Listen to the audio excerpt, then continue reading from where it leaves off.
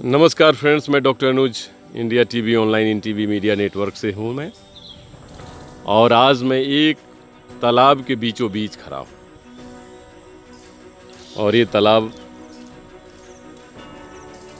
बनारस में है। और इसी तालाब के आगे जो एक बाउंड्री दिखाई दे रही है, वहीं पर प्रधानमंत्री मोदी जी के द्वारा उधर एक सौंदर्यीकरण का कार्यक्रम हो रहा है। और ये इसलिए हो रहा है क्योंकि ये स्थल बहुत महत्वपूर्ण है। हम आपको दिखाना चाहते हैं कि ये स्थल वैसा है कि जहाँ पर कबीर दास जी का जन्म हुआ था। मतलब जन्म हुआ था वो कोई नहीं जानता, लेकिन इसी तालाब के किनारे उनको पाया गया था। और ये तालाब वही तालाब है जो आपको दिखाई दे रही है। थोड़ा सा पानी आगे है और मैं एकदम बिल्कुल सूखे जगह पे खड़ा हूँ और कुछ पानी इधर है। और ये तालाब उधर गंगा नदी और इधर वरुणा नदी को भी जोड़ती थी प्राचीन काल में।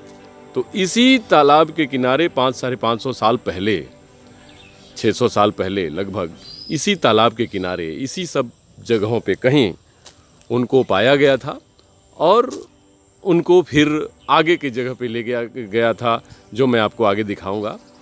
और अभी आप वो मेन स्थली देख रहे हैं जहाँ पर तालाब के किनारे पाए गए श्री कबीर दास जी को इसी स्थल पर लाया गया था सर्वप्रथम। और ये प्राचीन मंदिर श्री सद्गुरु कबीर प्रकट स्थली लहरतारा काशी बनारसी में स्थित है। और लिखा है, गगन मंडल से उतरे सद्गुरु सत्य कबीर, जलज माही पैठन किए दो दीनन के पीर।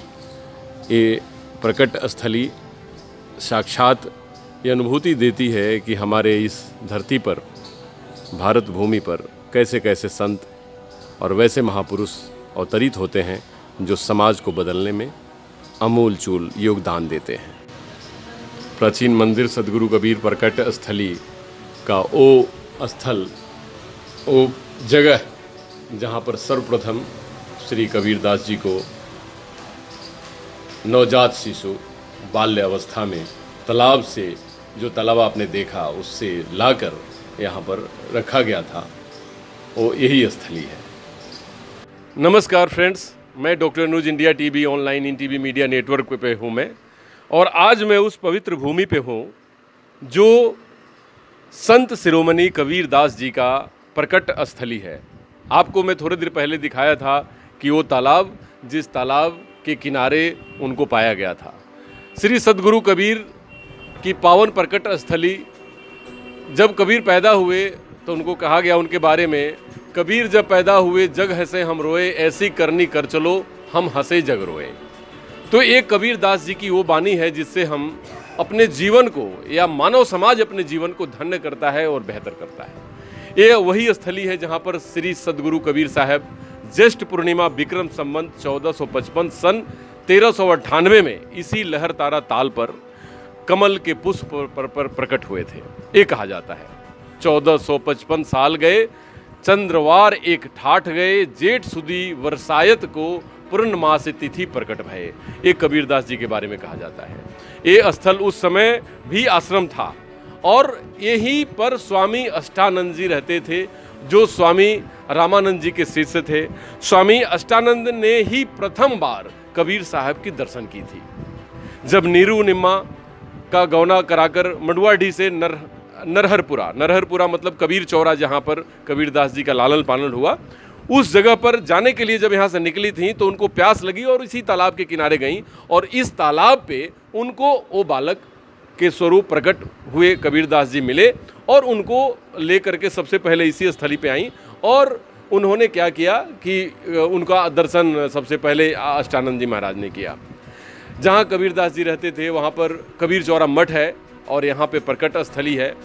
और यहाँ पर काफ़ी बड़े पैमाने पे कबीर जयंती मनाई जाती है।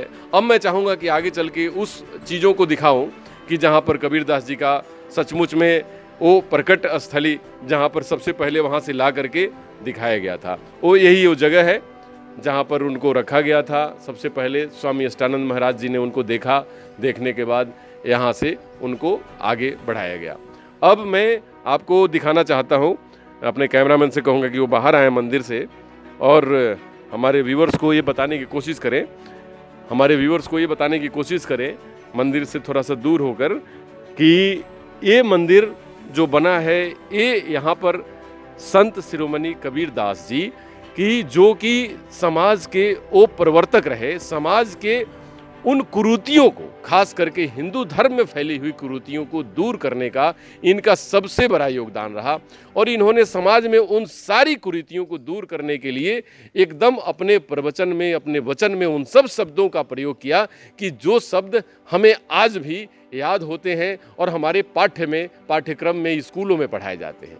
तो कबीर दास जी सिर्फ एक संत और सिर्फ एक कवि ही नहीं थे, वो परमात्मा के वो स्वरूप थे जो मानव समाज को बदलने के लिए, जो मानव सभ्यता को एक सुदृढ़ करने के लिए, पंथ से भटक जाने के बाद, रास्ते से भटक जाने के बाद मानव समाज को मानव बनाने के लिए उनका प्रकट हुआ था। यही वो मंदिर है, यही वो स्थली है जहाँ पर ये महान विभूति ने जन्म लिया।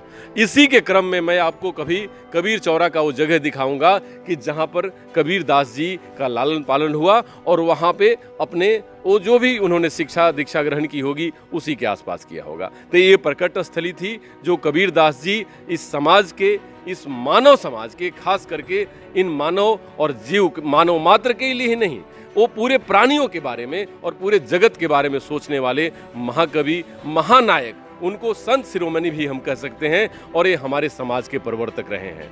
नमस्कार, डॉक्टर अनुज शर्मा की तरफ।